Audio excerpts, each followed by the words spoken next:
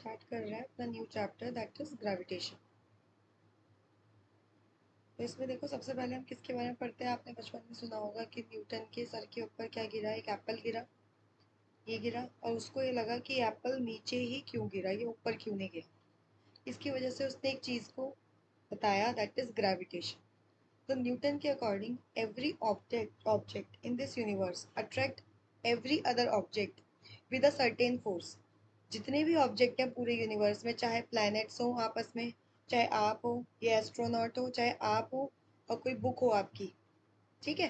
तो आप बुक को भी अट्रैक्ट कर रहे हो और बुक आपको भी अट्रैक्ट कर रही है with a certain force, this force with which two object attract each other, इसको बोलते हैं हम ग्रेविटेशनल फोर्स। देखो न्यूटन के according every object in this universe attract each other object. Her object को एक सर्टेन फोर्स से अट्रैक्ट करता है और उस फोर्स को हम बोलते हैं ग्रेविटेशनल फोर्स। ओके, नेक्स्ट देखिए Newton's universal law of gravitation. Newton universal law of gravitation क्या कहता है? Every object in the universe attract every other object with a force which is proportional to the product of their masses and inversely proportional to the square of distance between them। अभी हमने gravitational force के बारे में पढ़ा था कि ये object A है, ये ऑब्जेक्ट बी है। बी ए को अट्रैक्ट कर रहा है और ए बी को अट्रैक्ट कर रहा है। दोनों किससे अट्रैक्ट हो रहे हैं? फोर्स से। अब सपोज इसका मास है फर्स्ट वाले का m, दूसरे वाले का स्मॉल m, ये कैपिटल M हो गया, ठीक है। तो अब इनका जो फोर्स है उनके बीच में डिस्टेंस है d। जो फोर्स है वो डायरेक्टली प्रोपोर्शनल है प्रोडक्ट ऑफ देयर मासेस और इनवर्सली प्रोपोर्शनल है square of distance between them. तो जब भी हम ये इनवर्सली का या डायरेक्टली प्रोपोर्शनल का साइन हटाते हैं तो हमारे क्या आना चाहिए? एक कांस्टेंट आना चाहिए। तो उस कांस्टेंट का नाम है हमारा कैपिटल जी। कैपिटल जी होता है यूनिवर्सल ग्रेविटेशनल कांस्टेंट। तो हमारे ये फॉर्मूला आ गया फोर्स का। देखो दो ऑब्जेक्ट है, इनके बीच का डिस्टेंस हमने सपोज r लिया है, इसका मास m1 है, इसका मास m2 है। तो F is proportional to m1 into m2 upon 1 upon r square, ये हमारा आ गया। इसी को जब हम सॉल्व करते हैं तो हमारी कैपिटल G की वैल्यू क्या आ जाती है? 6.67 into 10 to the power -11। Okay, ये डेरिवेशन बहुत इंपॉर्टेंट है, ये आपकी आ सकती है और आपको एज इट इज लर्न भी होना चाहिए। यूनिवर्सल लॉ ऑफ ग्रेविटेशन ये किसने दिया था? सर इजैक न्यूटन ने दिया था। अब ये कैपिटल जी की वैल्यू फाइंड किसने की थी? हेनरी कैवेंडिश ने 1731 से 1810 के टाइम पे उसका लाइफ पीरियड था। By using a sensitive balance the accepted value of G is, तो इसकी वैल्यू क्या है? मैंने अभी आपको पहले ही बताई थी, 6.67 into 10 to the power -11 newton metre square पर किलोग्राम स्क्वायर। ये क्या है? उसकी यूनिट है, ठीक है। अब ये जो यूनिवर्सल लॉ ऑफ ग्रेविटेशन हमने पढ़ा है, इसकी इंपॉर्टेंस क्या है? Universal law of gravitation successfully explain करता है कुछ फिनोमिनास को, जैसे कि ये इंपॉर्टेंट आपको याद होने चाहिए चारों। फोर्स जिसकी वजह से हम अर्थ से बाइंड है, the force that bind us to earth. जिस फोर्स की वजह से हम अर्थ में बाइंड है, मतलब उड़ नहीं रहे हम, बेसिकली आप जहाँ बैठे हो जो भी कर रहे हो वहाँ पे आप बाइंड हो, ठीक है। नेक्स्ट है आपका the motion of the moon around the earth. Moon का मोशन अराउंड द अर्थ वो भी किसकी वजह से है? ग्रेविटेशन की वजह से। आप देखो ये आपकी अर्थ है, ये अर्थ है, ये मून है, ये इसके चारों तरफ चक्कर लगा रहा है। ये कहीं और भी तो भाग सकता था, नहीं भागा ना। किसकी वजह से? क्योंकि अर्थ की जो ग्रेविटेशनल फोर्स है, या आप यूनिवर्सल लॉ ऑफ ग्रेविटेशन मतलब जो यूनिवर्स में लगता है ये पूरा, तो मून भी अर्थ की तरफ क्या है? अट्रैक्टेड है। अर्थ मून की तरफ अट्रैक्टेड है। नेक्स्ट है आपका third, motion of planets around the sun. Planets भी सेम सन के अराउंड रिवॉल्व करते हैं।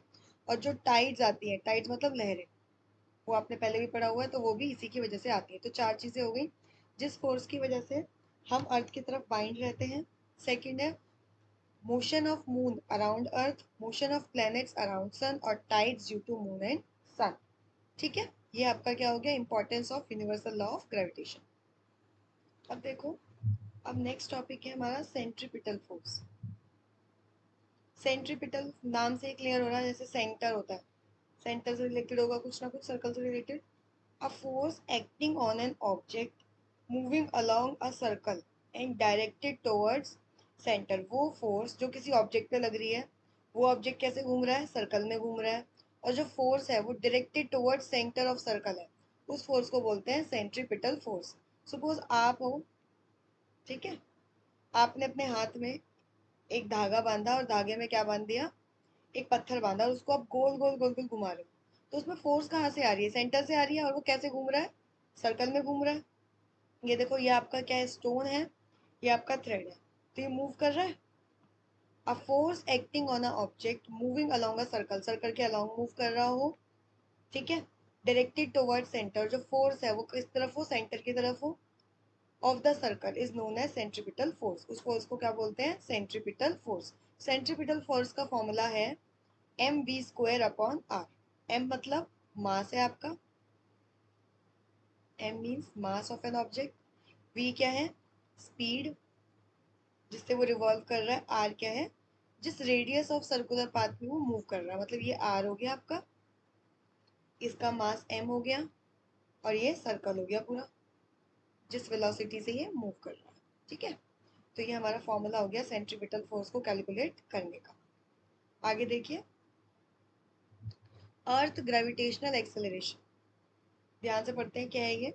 We know that earth attract every object towards its due to gravitational force and the centre of mass of earth is situated at the centre. भाई earth का centre centre में ही होगा, अर्थ हर object को attract कर रही है अपने टुवर्ड्स, हाँ। The gravitational force on any object due to earth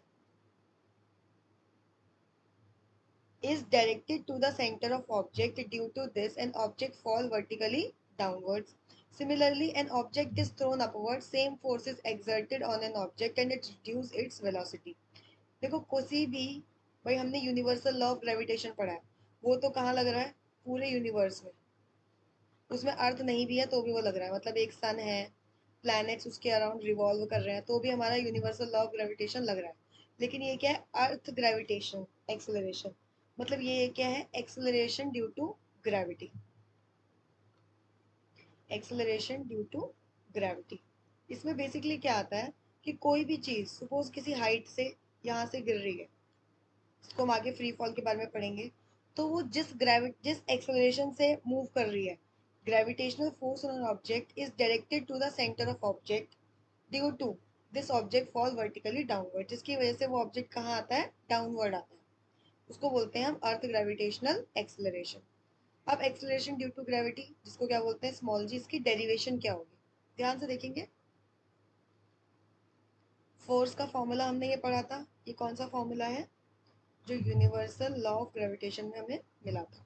similarly force का फॉर्मूला हमें पता है क्या होता है, एम इंटू ए होता है, लेकिन यहाँ पे ए को किसने रिप्लेस किया है, जी ने। जी क्या है, एक्सेलरेशन ही है बट ड्यू टू ग्रेविटी, तो एम जी हो गया। हमने इन दोनों को इक्वेट किया तो स्मॉल एम से स्मॉल एम कैंसिल हो गया, तो स्मॉल जी किसके इक्वल आ गया, capital G into capital M upon R square. अब कैपिटल जी क्या है, यूनिवर्सल ग्रेविटेशनल कांस्टेंट, ये हमारी स्मॉल जी की वैल्यू आ गई। स्मॉल जी क्या है, एक्सेलरेशन ड्यू टू ग्रेविटी। अब value of g on surface of earth, earth पे स्मॉल जी की वैल्यू क्या है,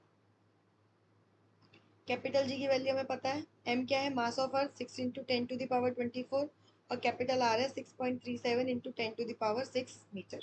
कैपिटल आर क्या है, रेडियस ऑफ अर्थ। तो स्मॉल जी का फॉर्मूला था ये सारी वैल्यूज आपने पुट की, जब आप इसको सॉल्व करोगे तो ये अराउंड 9.86 समथिंग आएगी, तो हम इसको क्या लिखते हैं, 9.8 मीटर पर सेकेंड स्क्वायर। ये बहुत इंपॉर्टेंट है, ये जो भी टॉपिक्स हैं ये वाले पूछा जाता है, इसकी डेरिवेशन, यूनिवर्सल लॉ की डेरिवेशन, इसके फॉर्मूले की डेरिवेशन, ये पूछ सकते हैं। अब स्मॉल जी की वैल्यू में चेंजेस कैसे आते हैं, किस किस वजह से आते हैं, आप सिर्फ हेडिंग भी लर्न कर दोगे तो चल जाएगा। Along the surface of earth, height के अकॉर्डिंग, डेप्थ के अकॉर्डिंग, इन तीनों चीज़ों के अकॉर्डिंगली क्या आते हैं, जी के जो वैल्यूज में चेंजेस आते हैं। तो देखिए, distance between pole and centre of earth कैसा है, ज़्यादा है देन दैट ऑफ इक्वेटर, मतलब पोल्स पे आपका क्या है, जैसे आपका अर्थ कैसा है, अर्थ ऐसा है, इस टाइप का कुछ है, ये क्या है, इक्वेटर, ये सेंटर है ना, और ये क्या है, पोल। तो इक्वेटर का डिस्टेंस ज़्यादा है, तो इक्वेटर डिस्टेंस ज़्यादा होगा तो क्या होगा, स्मॉल जी की वैल्यू क्या हो जाएगी, कम हो जाएगी। तो पोल पे हाईएस्ट होती है और लोएस्ट होती है इक्वेटर पे।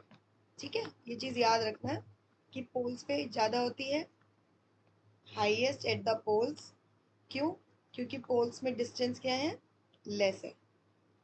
और लोएस्ट एट द इक्वेटर क्योंकि डिस्टेंस क्या है, ज्यादा है। नेक्स्ट है चेंजेस इन हाइट। जैसे जैसे अर्थ की सरफेस से ऊपर जाते हैं तो मतलब आर इंक्रीज हो रहा है, डिस्टेंस इंक्रीज हो रहा है, तो वैल्यू ऑफ जी क्या होती है, डिक्रीज होती है। जैसे जैसे हम ऊपर जाते हैं जी की वैल्यू क्या होती है, डिक्रीज होती है। नीचे आते हैं तो जी की वैल्यू इंक्रीज होती है। सिमिलरली डेप्थ की तरह भी g also changes if we go inside the earth, earth के अंदर जाएंगे अगर तो in this case value of r क्या हो जाएगी, डिक्रीज हो जाएगी, और जी की वैल्यू भी क्या हो जाएगी, डिक्रीज हो जाएगी। At the part of earth which contribute towards gravitational force experience by object decreases, क्योंकि जो फोर्स होगी वो क्या हो जाएगी, कम हो जाएगी। तो ये तीन चीज़ों के ऊपर हमारा स्मॉल जी क्या करता है, डिपेंड करता है। अब देखो ये वेरी इंपॉर्टेंट है, इनके बीच का डिस्टेंस, क्योंकि सबसे ज़्यादा इसमें कंफ्यूजन होता है। स्मॉल जी क्या है, एक्सेलरेशन ड्यू टू ग्रेविटी है, और जबकि कैपिटल जी क्या है, यूनिवर्सल ग्रेविटेशनल कांस्टेंट है। इन दोनों की वैल्यू, इनकी यूनिट, इसकी यूनिट क्या है, मीटर पर सेकंड स्क्वायर, और इसकी यूनिट क्या है, न्यूटन मीटर स्क्वायर पर किलोग्राम स्क्वायर। ये चेंज होता है प्लेस टू प्लेस, और ये कैसा रहता है, कांस्टेंट रहता है। चेंज कैसे, वैल्यू ऑफ पोल्स पे ज़्यादा रहती है और इक्वेटर पे कम रहती है। पोल्स पे जी की वैल्यू क्या रहती है, ज़्यादा, और इक्वेटर पे जी की वैल्यू क्या रहती है, इंपॉर्टेंट है। ठीक है, आगे नेक्स्ट टॉपिक है हमारा फ्री फॉल। तो फ्री फॉल समझने के लिए सिर्फ एक चीज़ समझो, भाई कोई भी चीज़ ऊपर से नीचे गिर रही है और उसके ऊपर सिर्फ और सिर्फ, इधर देखो, when an object fall from height under influence of gravitational force alone, only gravitational force के इन्फ्लुएंस में, कोई फ्रिक्शन नहीं, कोई रेजिस्टेंस नहीं, कुछ नहीं, तो उसको बोलते हैं फ्री फॉल। कोई भी चीज फ्रीली फॉल कर रही है, उसमें सिर्फ क्या लग रहा है, ग्रेविटेशनल फोर्स का इन्फ्लुएंस है। In case of free fall no change in direction take place, तो डायरेक्शन चेंज नहीं होगी, लेकिन मैग्नीट्यूड ऑफ वेलोसिटी क्या हो जाएगा, चेंज हो जाएगा। When an object is under free fall, तो जी की वैल्यू क्या होती है, 9.8 मीटर पर second square. Sign of convention, towards g आ रहा है तो क्या हो जाएगा, पॉजिटिव, और जी से अलग जा रहा है तो नेगेटिव। जैसे मतलब ये अर्थ है, अर्थ की तरफ आ रहा है तो जी क्या हो जाएगा, पॉजिटिव। अर्थ की अपोजिट डायरेक्शन में जा रहा है तो जी क्या हो जाएगा, नेगेटिव। ठीक है, ये साइन कन्वेंशन होते हैं। अब एक्सेलरेशन ड्यू टू ग्रेविटी को ए से डिनोट कर देते हैं, ये हमने मोशन चैप्टर में पढ़े थे, इक्वेशन ऑफ मोशन। ये न्यू इक्वेशन है, ध्यान से देखो। और जो एस है ना हमारा डिस्टेंस, उसको एच से डिनोट कर दिया। देखिए इसको अच्छे से देखो, हमारी इक्वेशन क्या थी, v is equals to U plus A T थी, तो ए की जगह पे क्या आ गया, g आ गया। मैं हाईलाइट कर देती हूँ ताकि आपको अलग से दिख जाए जो जो चेंज हो रहा है। ए की जगह पे क्या आ गया, g आ गया। s is equals to U T plus half A T square, S क्या था, डिस्टेंस, तो h आ गया। ए की जगह पे क्या आ गया, g आ गया। बाकी as it is same. v is equals to U square plus two S, तो यहाँ पे a चेंज हो गया a से, और s चेंज हो गया h से। ठीक है, ये आपकी न्यू इक्वेशन ऑफ मोशन। जब भी आप क्वेश्चन सॉल्व करोगे तो यही से करो। क्वेश्चन जब सॉल्व करोगे तो आपको क्या क्या चीजें याद रखनी है, दिस इज वेरी इंपॉर्टेंट, क्योंकि सब कुछ हो जाता है, क्वेश्चन नहीं होते, न्यूमेरिकल्स नहीं होते। ठीक है ना, तो जब भी कोई चीज ऊपर से नीचे गिर रही है तो उसका यू क्या होगा, जीरो, और जी क्या होगा, पॉजिटिव होगा। ठीक है, अगर कोई भी चीज नीचे से ऊपर जा रही है तो उसका जी क्या होगा, नेगेटिव, और उसका क्या जीरो हो जाएगा, वी, वी जीरो हो जाएगा। ठीक है, अब सिमिलरली कोई चीज नीचे से ऊपर गई और फिर ऊपर से नीचे, अगर x सेकंड में ऊपर गई है तो x सेकंड में नीचे भी आएगी। यहाँ पे हम फ्री फॉल की बात कर रहे हैं। ठीक है, जैसे एग्जांपल भी दिया हुआ है, अगर हमने एक बॉल को ऊपर फेंका, सपोज उसे 6 सेकंड लगे नीचे आने में, ऊपर भी गया नीचे भी आया, तो सिर्फ ऊपर पहुंचने में कितना टाइम लगा होगा, आधा। फिर 6 सेकंड में ऊपर जाके नीचे भी आ गया, तो 3 यहाँ लगे होंगे, 3 यहाँ लगे होंगे, हाफ कर दिया। ठीक है, अब है आपका मास एंड वेट। मास किसी भी ऑब्जेक्ट का मेजर ऑफ इनर्शिया, या फिर कितना उसके अंदर मैटर है, उसको बोलते हैं हम mass. The force with which an object is attracted towards earth, इसको बोलते हैं वेट।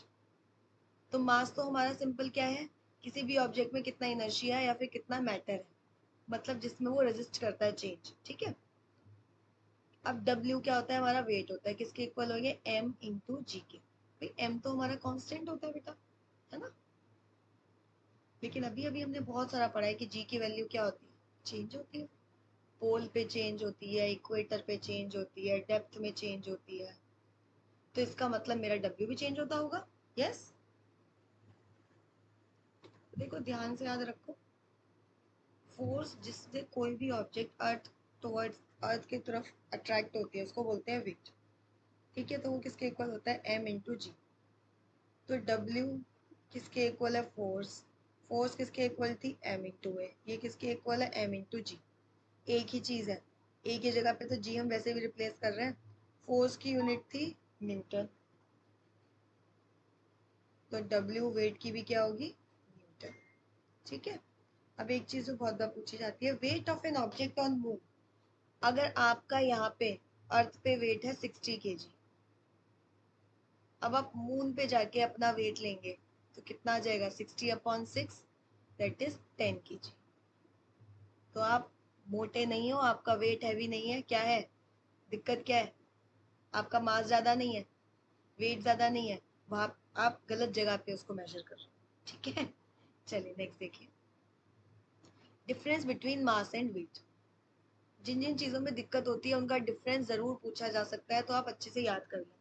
ये क्या होता है, मैंने आपको बताया था, क्वांटिटी ऑफ मैटर। आप डेफिनेशन में ये भी लिख सकते हो, जरूरी नहीं है आपको इनर्शिया वाले में दिक्कत हो रही है तो आप ये लिख लो, mass of an body is the quantity of matter contained in it, कितना क्वांटिटी ऑफ मैटर उसके अंदर है। और वेट क्या है, फोर्स जिससे कोई भी ऑब्जेक्ट अर्थ की तरफ अट्रैक्ट होता है। मास क्या होता है, कांस्टेंट होता है, ये क्या करता है, वेरी करता है। स्केलर क्वांटिटी है, वेक्टर क्वांटिटी है, इसकी यूनिट 0 है और इसकी ऐसा यूनिट न्यूटन, ठीक है। तो देखिए हम मास तक हमने कर लिया है, इसके क्वेश्चंस मैं आपको भेजूंगी, आप अच्छे से करिए।